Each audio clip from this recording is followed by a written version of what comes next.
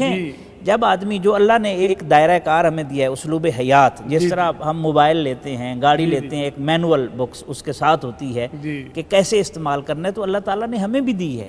انبیاء اور رسول اسی لیے علیہ السلام بھیجے ہیں، ہمارے لیے یہ چیزیں موجود ہیں، لیکن چونکہ ہم اس کے مطابق چلتے نہیں ہیں، جو چلتے ہیں نا ان کے لیے مسئلہ نہیں ہوتا، وہ تو پھر چیلنج کرتے ہوئے گزرتے ہیں کہ 1000 دام سے نکلا ہوں فقط ایک جنبش میں، جسے ہو غرور آئے شکار کرے مجھے، پھر اس کے اوپر اثر انداز نہیں ہوتا۔ اور اس کی مثالیں صحابہ کرام کی زندگیوں میں بھی ملتی ہیں اور بعد کے ہمارے اسلاف کی زندگیوں میں بھی ملتی ہیں۔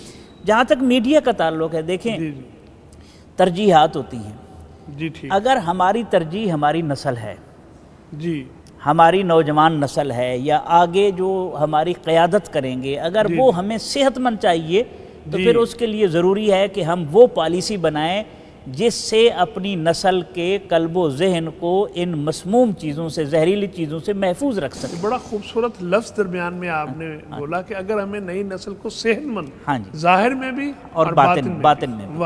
اس وقت ہمارا پرابلم کیا ہے؟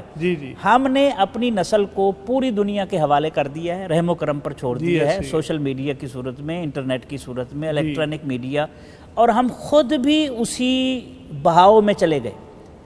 وہ صحیح ہے ڈاکٹر صاحب، گھروں میں یہ والد صاحب اپنا لے کر بیٹھے ہیں، والدہ اپنے مصروف ہے موبائل پہ، ہر بچہ اچھا پھر ہر بندے نے پاس ورڈ لگایا ہوا ہے۔ آپ اس سے اندازہ لگا سکتے ہیں ہماری خلوت بھی محفوظ نہیں رہی اور جلوت بھی، دل سوز سے خالی ہے نگہ پاک نہیں ہے، پھر اس میں عجب کیا ہے کہ تو بے باک نہیں ہے۔ ہر چیز میں پھر منافقت آ گئی، رشتوں میں بھی منافقت آ گئی۔ جب اتنے قریبی رشتوں میں بھی منافقت آ جائے تو پھر سوسائٹی صحت مند کیسے رہ سکتی ہے؟ دنیا کے دوسرے کنارے کا فرد قریب ہے اور گھر والے دور ہو گئے۔ اور اس سے وہ کسی نے کہا تھا بہت عجیب ہے یہ قربتوں کی دوری بھی، وہ میرے پاس رہا اور مجھے کبھی نہ ملا۔